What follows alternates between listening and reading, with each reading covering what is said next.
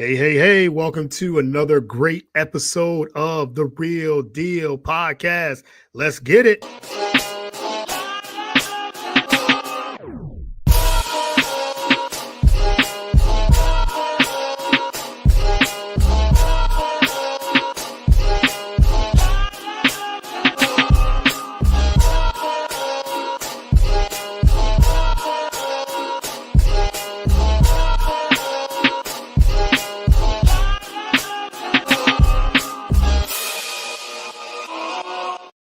All right, welcome to another episode of The Real Deal. I'm your host, as always, Courtney Harden. Glad to be back with another episode the day before, I would say Valentine's Day, so I'm going to say that first. So happy Valentine's Day Eve for those that celebrate, and which I do as well as a married husband. And but we have the Eagles parade too on the top of that, so I'm excited for that too. And we're going to celebrate Valentine's Day. Me and my wife will celebrate Valentine's Day, celebrating the Eagles with their parade tomorrow. So looking forward to that. But you can find the show on all the podcast platforms, whether it's Spreaker, Apple, Spotify. We're on the Roku channel, BS3 Network, YouTube channel as well.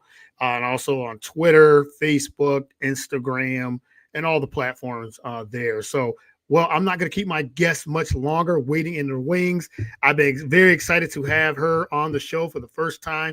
We finally made it work. We've both been busy. She just got back from Super Bowl and Super Bowl Media Radio Row. So I have Caroline Fenton, very talented woman in sports, senior reporter at Yahoo Sports, Sirius XM college sports radio host. She does a little of everything: hosting, reporting.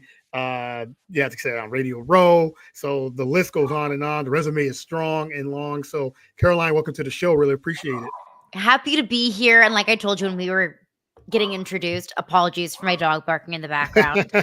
It's mail drop time, so there's several mailmen and mail people out there. But I appreciate you for the introduction. So happy that we could finally get this worked out. Yeah. I'm recovering from a little bit of the what we're calling the NOLA swamp virus. It seems like everyone that was there on Media Row has come down with just a little bit of a bug. But it was an absolutely great week, and I'm so happy to be here with you today. Yes, I'm grateful for you to do this. I did the invite maybe a few weeks ago, and like I said, you've been busy and everything too with college football ending, and then you got playoffs with the NFL, Super Bowl, and covering all that. So I'm sure, but I'm glad that we got made this work. So again, thank you, and really appreciate the time. Absolutely. It's the busiest time of year and the playoffs, end of college football, NFL playoffs, but it's the best time of year. It's the best time of football. So it was a great time, a grind, absolutely, but a time that I look forward to, and a time that frankly, when we get into the dead period, into the, the Junes and Julys, when we're kind of Moses waltzing through the desert, yearning for live sports, we'll look back on that and we'll miss that busy time for sure. For sure. Yeah. It's busy time. It's always good to get a little bit of a break. And you said you cover college sports, and you got March Madness, you have college basketball, men's and women's, and that's coming up next. And the NBA is in full swing at All-Star break from that, and then WNBA and baseball. And so it's a lot of different things coming up. As you said, when football ends, it's like a little bit of a break, and then back into the grind. So I always think it's going to be a break, and then it's like, we're in the busiest season of college basketball, and then it's March Madness, and then it's NBA playoffs, and then the WNBA season starts up, and we're about a month away from the NWSL season starting up. So every time I think that, okay, just got to get through football season, then I can have a breather. It's like, just kidding. Nope. Not yet. Nope. Just as busy, if not busier, after the college football season. But I always say, like, I'm playing the world's tiniest violin for myself, complaining about how busy I am. And I try not to complain, because this isn't a job. Like, what I do, what we all get to do, it's not a job. It's truly the greatest privilege. And it's the most fun thing that we could ever possibly get paid to do. Yeah, it's a lot of fun. Yeah, you said it's work, but it's a lot of fun. And you'd rather stay busy than not, because you're thinking, okay, if things are not going, what sports is going on? But there's always a sport that just intertwines, and when one ends, the next one comes in, because they was just talking about baseball spring training starting to yesterday. They're reporting. Here in Philly, the Phillies are in Clearwater, so it's like in that nice weather, 70, 80 degree weather. there where it's snowing and raining here. It's like, oh yeah, baseball season's getting ready to start up soon. Spring training, here we go. So yeah, it's never a dull moment in sports, but it's always fun to cover and to watch for sure. But all right, let's get started. I always have my first question. Who is Caroline Fenton? First and foremost, how did you get into the sports and media, the love of it, Yeah. and maybe the love and not so much the love of media as well? But we'll start with an intro. Tell the audience about yourself, a little bit about yourself. Yeah, absolutely. Who is Caroline Fenton? A bold and big question, but I will try and answer as best I possibly can. My love for sports started very, very early on. I'm born and raised in St. Louis, Missouri, which is Okay. sports town. The Cardinals with the Rams at the time, Yeah. obviously the St. Louis Cardinals, St. Louis Blues. I grew up a die hard St. Louis Cardinals fan. And Okay. youngest of two girls. So I have an older sister, and my dad always had two season tickets to the Blues, the Cardinals, and the Rams. My older sister never wanted to go, so she would hang back with my mom, and then I was the last one standing. So my dad was like, "I got an extra ticket. You're coming with me." Uh, Mm, at first, it was just like a cool thing that I got to do with my dad. I got to hang out with my dad, so of course I wanted to go. It was get to hang out with my dad, and I got to get a hot dog and ice cream. Like heck yeah, sign me up for that. right. And then the more and more we went, and the more and more I was intrigued in going, the more and more I kind of fell in love with the sport, that I was learning more about the individual sports, that I was learning about the teams and the names and the entire process of sports. And I just fell in love with that so much. And from an early age, I remember the 2006 World Series, the Cardinals won. I would line Yeah. up my stuffed animals. I was, 8, 9 years old at the time. I would line my stuffed animals up and I would talk to them about what was happening in the game. And I would give them kind of my little broadcast. So from a young age, I felt like I was kind of destined to do this eventually. And Yeah. I've always loved sports. So I knew when I was looking around at colleges that that's ultimately what I wanted to do and what I wanted to study. And that's ultimately what brought me to LSU. I knew I wanted to I wanted to go to a big time football school. I wanted to cover big time sports programs. And I Right. just absolutely fell in love with LSU. I'm from St. Louis, so it's not really a close drive. It's not really a close travel day. I didn't really know anyone in Louisiana. I didn't really have any family ties to LSU. I just absolutely fell in love with it. And that's when I started to continue to dip my toes into sports media, doing student media at LSU, Tiger TV. I would intern at local television stations in Baton Rouge. Absolutely loved it. And I knew for Mm, sure with all the grind and with the, what comes with maybe the not so glamorous parts of what comes with this job, I knew that of all of the ability that I had to story tell and to talk yeah.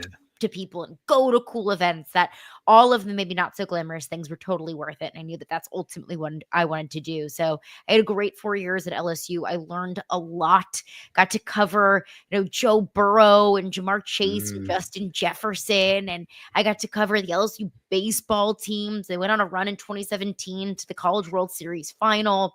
I got to cover Ben Simmons and his year at LSU. So I got some really great exposure and I got a really great experience at LSU. And that ultimately brought me to ESPN for my yep. first post grad job. I worked as a digital media producer at ESPN for a couple of years and realized that maybe behind the scenes, behind the camera, wasn't really where my passion was. And I wanted to give it a crack at being on air and see if I had a Right. future in that. And that's when I found 1025 The Game in Nashville. So I was at 1025 The Game in Nashville, and I was a radio co-host starting out. And then I grew and learned and got a lot of experience, was able to host my own show. And then that's what brought me to Yahoo Sports eventually. And that's where I am now. I cover college sports, NFL, a little bit of everything. And then also, like you mentioned, I'm also with Sirius XM, College Sports Radio, and Mad Dog Sports Radio. And they've all been just an absolute joy. I've absolutely loved every single second of it. Absolutely. And that's a great journey because it shows again a lot of people in the business of media, I would just say media and business, versatility, and I think that's important because reading your background and doing some research, you were making history, being the first female co-host in the history of 102.5 the game, Yeah. and talk a little bit about that, being that making history, and also want to get back into being at LSU, Mhm. how big that culture is. You said huge college sports, football, basketball, and all things. But Talk about that culture as well, but also becoming said making history first, and then we'll get into the your transition into Yahoo. Yeah, yeah. So you bring in the word versatility. That is the best advice that I could give Mhm. anyone trying to get into this business, whether you're a college student or whether you're looking for a career change. Try everything, do everything, even if it's not your ultimate goal. If your ultimate goal is to be, let's say, a sideline reporter for the NFL, that's wonderful. Sometimes the best way to get there is to be a social media manager or to do Yeah. radio or to be in production. Just try everything. The more well-rounded you are and the more background you have and as in as many things as possible, just the better that you're going to be, the better professional you're going to be, the more that you can show that you're willing to do whatever it takes.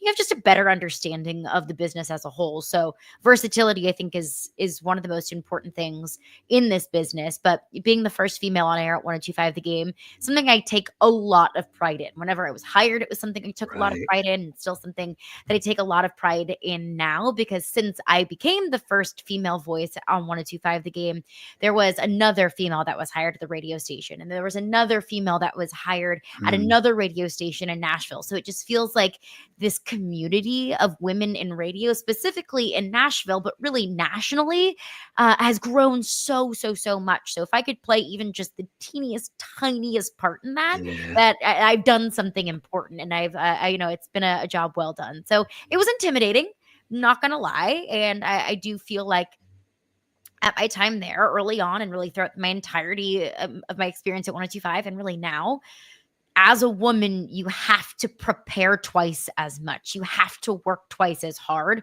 to get half as much respect. You don't get certain benefits of the doubt that maybe a man would. If I misspeak, when you speak for 3 hours a day, it's bound to happen. You're bound to, skip Right. over your words or just say something that's not completely accurate. If I do that, then all of a sudden I'm uninformed, I'm Mm, dumb, I don't belong here.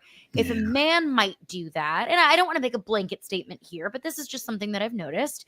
If a man might do that, then it's a certain, oh, well, he just misspoke. He didn't mean it. He knows better than that. So that was something that I had to overcome a lot, was the backlash and the not getting the benefit of the doubt, not getting any sort of as much support or just the way that women in sports, and specifically in sports radio where women are so underrepresented, there is a lot of backlash, or there can be a lot of backlash. So learning Mm, how to deal with that negative commentary, or learning how to deal with comments about my voice, the way that I look, the way that I sound, the way that I choose to present myself on the show, you have to learn how to prioritize what's important and whose voices you're choosing to listen to. Because if I'm listening to some Joe Schmo on Twitter, or some, Titan fan 123 who texts into the show telling me that I'm stupid, if I listen to them, well, then I'm not for the long haul in this job and yeah. in this industry. So learning to kind of, to use maybe a media quarterback kind of coach speak, block out the noise and just focus on Yes. what's important. That's the Hmm. most important thing. But I would never, I never let that deter me. I never tried to let that deter me. And that's another piece of advice that I give to any young woman in this industry, anyone that's a minority in this industry, underrepresented in this industry, is to focus on whose voices are important to you. Whose opinion do you care about? It's your mentors, your bosses, your co hosts, your producers, the people that you trust. What they have to say to you or about you, those are the important things. The person on Twitter who thinks that you don't know what you're talking about, they don't matter. Their opinion doesn't Right. matter. So just Yeah. keeping the main thing, and believing in myself and having confidence in myself, or at least acting like I have confidence in myself, even if I didn't really have confidence in myself, kind of Right. faking it till you make it. That's been a big thing. But the growth of women in this industry has been so encouraging to watch, and it's only going to get better. I 100% agree, 100% on board.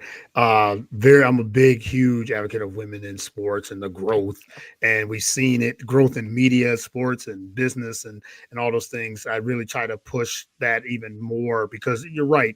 It's unfortunate that we still in 2025 have to.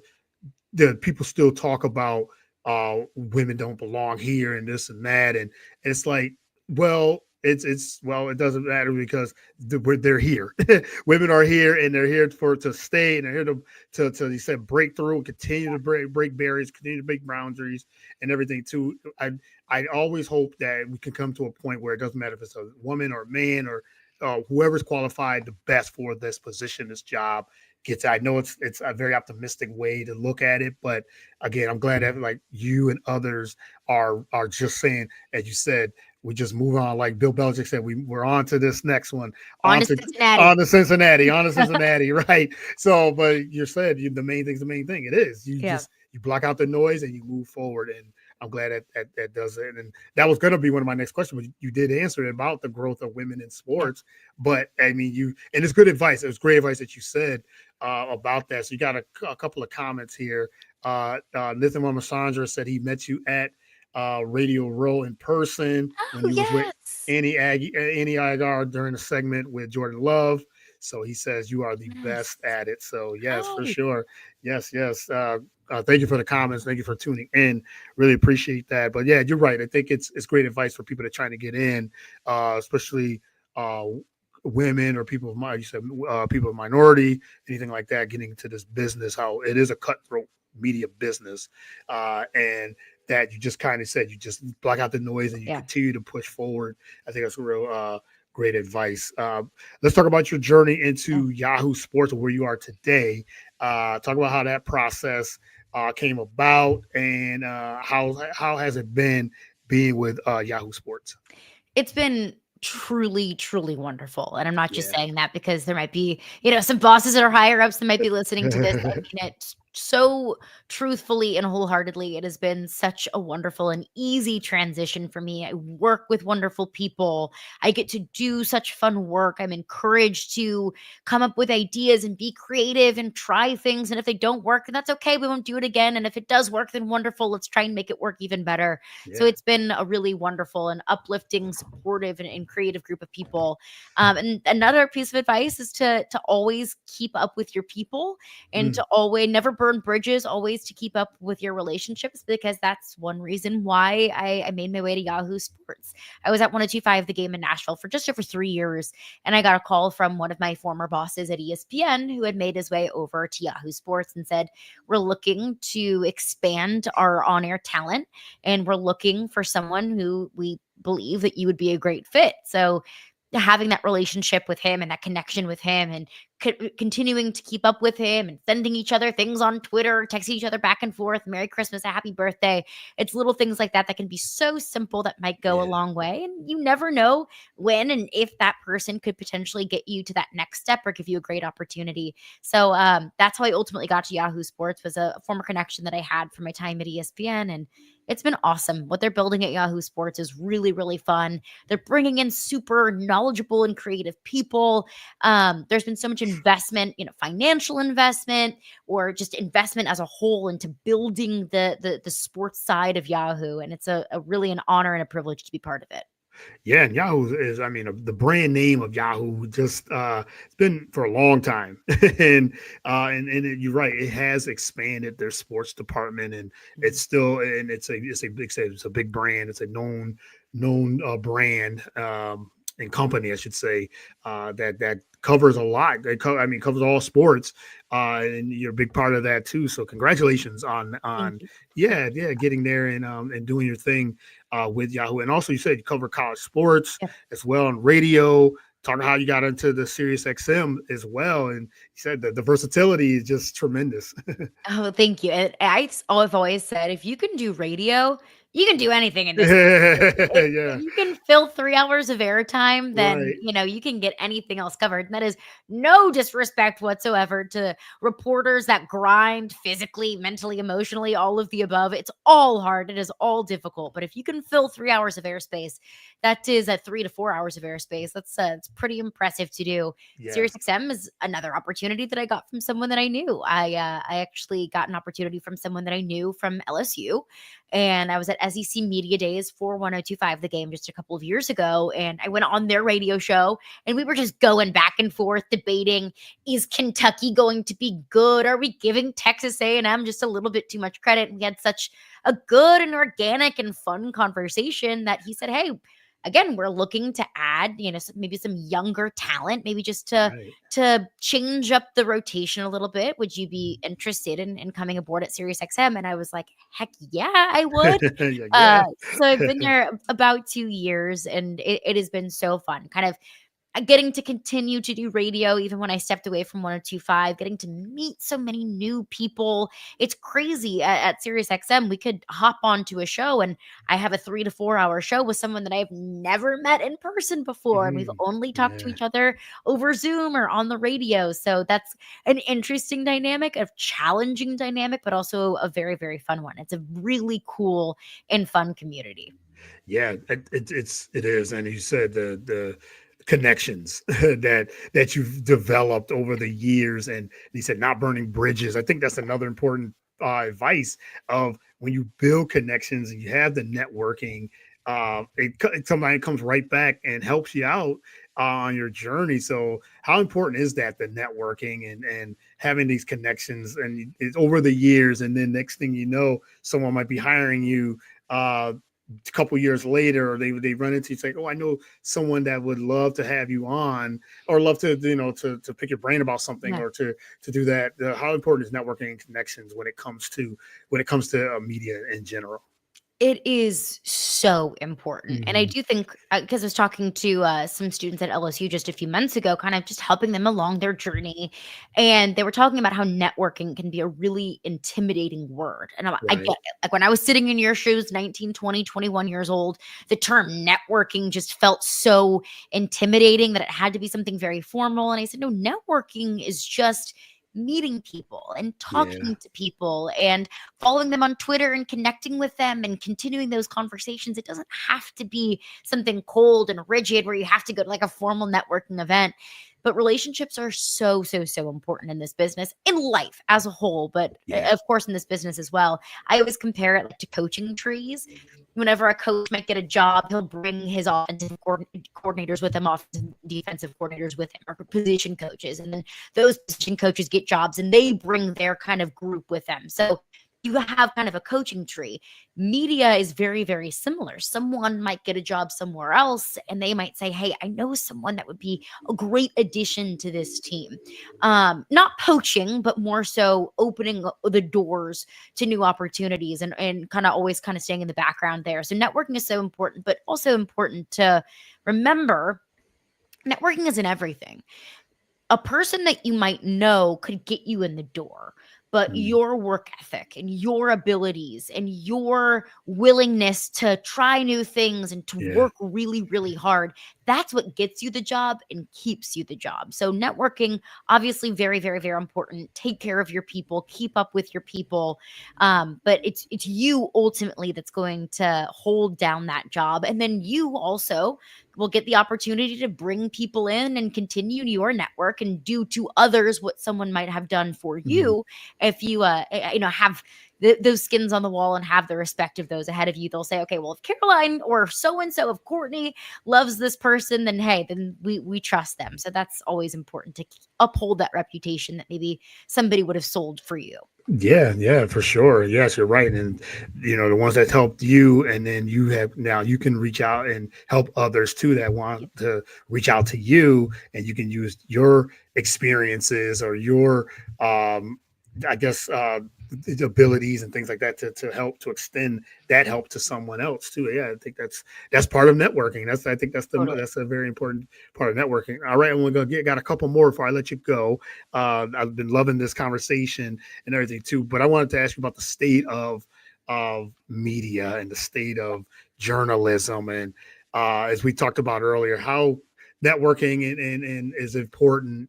But now we know how sometimes the media is looked upon these days. I mean, whether it's sports or politics, it's changed the narrative of Yeah. how things are reported, or we have I'll say politicians that have called it fake news. I won't don't use names, but we just had that, so kind of know what we're talking about. But presidential people that said that, but in your Not gonna eyes, name names here, but yeah, not no names, but what do you think of the state of media, journalism? Maybe we'll just stick with just sports, but in this way, sports media, where it's been, where it is today, and where do you think it is going? Because people look at media so differently, and they consume it differently too. Just with social media, consuming not so much maybe with TV anymore, but social media, how to get that. But what do you see the state of media and social media? Yeah, I know it's an important question because media and social media, those lines have been blurred Mm, more so now than yeah. ever. It's Yes. like I use Twitter as my Twitter X, whatever you want to call it, as my morning newspaper. Like that's how I consume news. Yeah. I think a lot of people are like that. They consume news, whether it's Facebook, Instagram, Twitter, whatever it might be. And it's unfortunate that now the distrust in the media has never been higher. Maybe what Ooh, it has yes. been over the last 5 years or so. There is so much distrust in the media, and there's also such low media literacy where someone might Mm, see something that is just mm, like absolutely outrageous. And then some people out there might believe that just because it's something that they see on social media and not go through other resources to check and see if that's real. Look, I'm guilty of it. I may have seen something on social media and I have a quick reaction, and then I realize, yeah. oh, it's a fake parody account, and I just got. We're all guilty of it. Yes. I think it's important though to remember, and I'm coming from a different perspective because I am not a reporter. I do not break news, at least traditionally. I would love if I could, whenever I have the ability to break news, I would love to, but I'm Right. not a capital J journalist, so to speak. My job is to, you know, create shows and create engaging content, entertaining content, true, factual, and thought provoking content, but Right. not necessarily, going to a presidential press conference or breaking news like that. So my perspective is different. I have a lot of respect for the people that do that. But I think it's important to remember that you just have to stay true to yourself. There's Right. gonna be people on social media that say this is clickbait when it's like, no, like I actually genuinely do think that Mm, Deion Sanders would have been a bad hire for the Dallas Cowboys or whatever it might be, whatever the yeah. Yeah. the news story might be, whatever the take might be.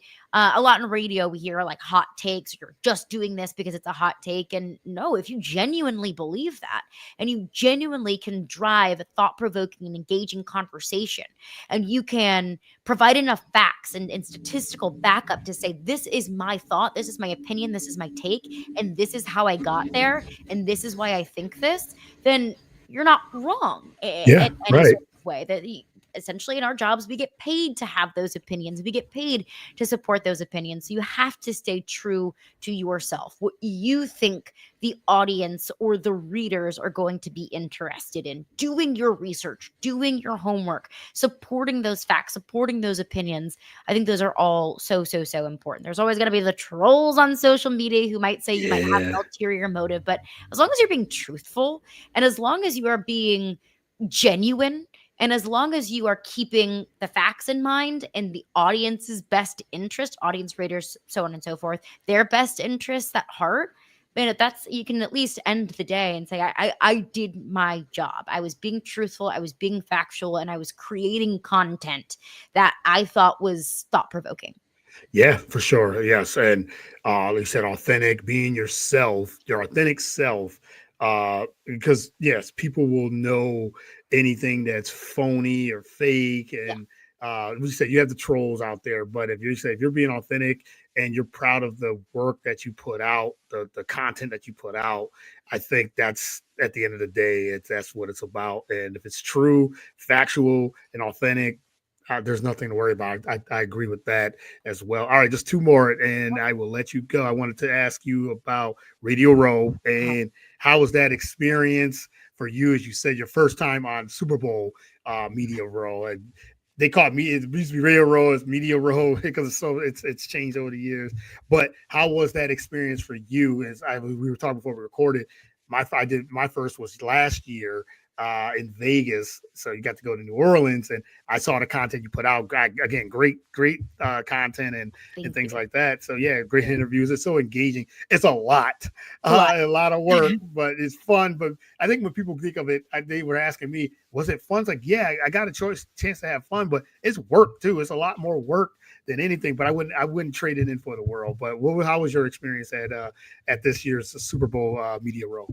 It was amazing. It was Yeah. a lot in every single definition of the word. Yeah. It was a lot of work. It was a lot of hours. It was a Yes. lot of fun. Yep. Everything about it is just like it's unlike anything that I've ever experienced. I've Yeah. been on radio and media rows at national championships, conference championships, Right. media days, all sorts of different events. I've been lucky enough to do that.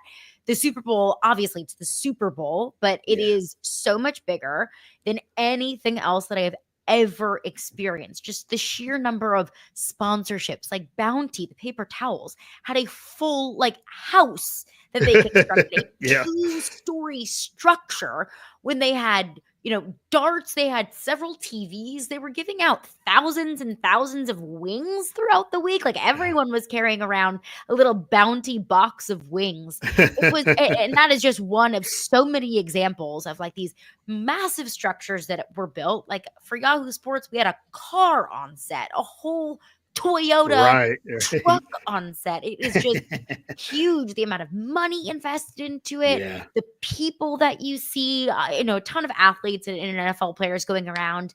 I got the privilege of talking to Jordan Love and Joe Burrow and Fred Warner and Patrick Surtain. I got to talk to him on Friday, so the night before he won Defensive Player of the Year, which was very, very cool. Yeah. We also got to talk to Adam Devine, the comedian, Keegan Michael Key, the comedian.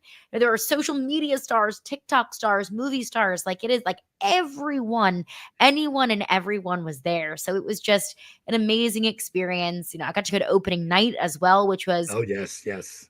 a media scrum unlike anything that I've ever been a Yes. part of. We were Hmm. running around. It was several hours long. There were live performances. There were fans in the stands. So a very, very cool experience. Long days, late nights, early mornings, but so, so, so much fun. I think it was one of the coolest experiences that I've ever had getting to do this job. Yes, it is. I agree, and it is. It was a lot.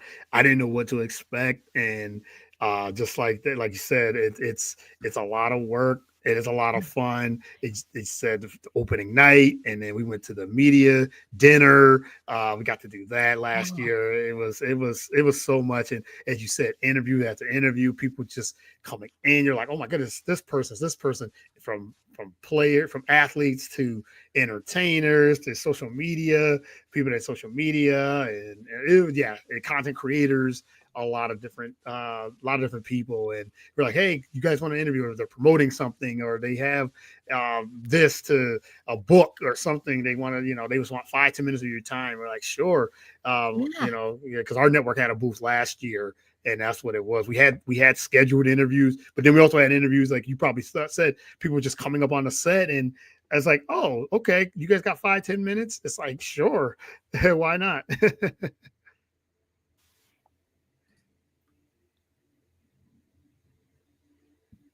Okay. I apologize. My Wi Fi may have gone out. Nope, nope, you're here. I can hear you now. Okay. Yep. Perfect. All Perfect. right. All Apologies. right. No, no problem. Yeah. So yeah, the media role is a big it's a big time thing. It's like I said, if you did it one time, enjoy that and enjoy it, and because you would anybody that's into media, this is like you said, the next level when it comes to Super Bowl, and they know how to do it. The NFL really knows how to put They up a know how to show. do it. Yeah, they know how to do it. All New right, Orleans last knows how to do it and too. yes. All right, last one. Hopefully, like I said, San Francisco next year. Maybe we meet in person. Yeah, And this time absolutely. we get opportunities to do it again. But last one. What does Caroline love to do outside of sports and media, and also where can people follow you or reach out to you as well? Yeah, yeah. Well, obviously, sports are at the top of the list of the to-do list of things I love to do. It's not Yeah, just something I do for my job. I genuinely love sports. Anytime I get to go to a yeah, live sporting event or anything like that, obviously that's at the top of my list of interests. But I love to travel. If that's traveling for a game or if it's just traveling for fun, I always am on the move. I'm lucky enough that I get to travel for my job, but traveling, whether it's any like just a new place. I live in Nashville, so if it's somewhere new in Tennessee or if it's somewhere new across the globe. I love, love, love to travel. I'm a dog foster as well. I'm a total animal lover. So I always try to have a fuzzy friend in the house. So actually, I'm yeah, fostering a dog now. So that's been it's so rewarding and so yeah. fun to have those dogs in the house, and I love to cook and bake. I'll throw on, radio shows, podcasts, and I would be so content if I'm just cooking and baking in the kitchen all day. So those are a Yeah. little behind the scenes Little of behind the me. curtain, right, Yeah, a right. little behind the curtain. There is more Yeah. to me than just talking ball. I promise you. But you can find me on Twitter at Caroline Fenton One. We'll be launching the college basketball Power Hour with Yahoo Sports Mm, here in just a few days. Very excited about that. So we'll be doing yes. all of March Madness coverage. We'll get you prepped and ready for all things postseason. And you can also find me on Sirius XM. I'll be on Sirius XM Mad Dog Sports Radio from 6 to 9 a.m. Eastern time on Monday morning, but you can find me on the college sports channel as well. All right, everyone, follow Caroline. As just follow her everywhere on, except on social media, Twitter, Instagram, all those things. I really appreciate your time. I'm looking forward to the March Madness coverage as well. I'm always Thank you. I'm following, pumped about it. getting ready for brackets and analysis. I dive deep into it. Always trying to win something. Hard to do, but it's always trying to pick the right combinations and things like that. It's just a fun time. Get together It with is. friends and There's no science to it. no, Just there to isn't. throw darts at the wall Yes, that might yes. be more accurate than Right, actually right. Yes, exactly, breaking exactly. it So, down. but we have to do this again. Maybe during Absolutely. March Madness, maybe we'll do a little.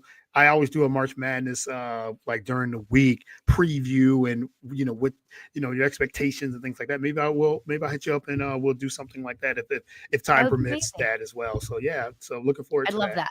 All right. Well, I enjoyed this as well, and thank you again Thank you. for your time. And I really appreciate you. And best of luck, everything for the rest of the year, and many blessings to you as well. Thank you. I really appreciate it. Good luck to you and love to you and yours. All right, you too. Thank you. All right, you have a good one. Talk to you soon. Appreciate it. All right. That is a wrap for the show. Follow Caroline Fenton. Appreciate her. College, Sirius XM college sports radio host and Yahoo Sports. There, you can follow her on all those platforms, and she did amazing work on the Super Bowl coverage at Media Row in New Orleans. So hopefully, I always get a chance to meet colleagues and people in the industry and connect and network with them. So hopefully I'll get that chance in the future. So follow her work there in March Madness, and she covers, like I said, covers a lot of different sports, NBA and college sports and baseball and all those things. So all right, well that's a wrap for the show. I believe it's the last show for the week. So be on the lookout for just the content and more content next week. More great guests. You never know who I'm going to have on the show.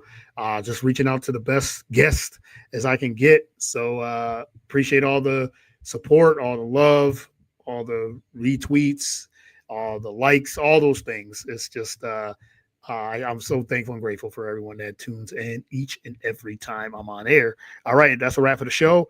As always, everyone be safe and God bless. And you will see me at the Eagles parade tomorrow. So looking forward to Fly Eagles Fly, Eagles parade. All right, peace. Have a good one.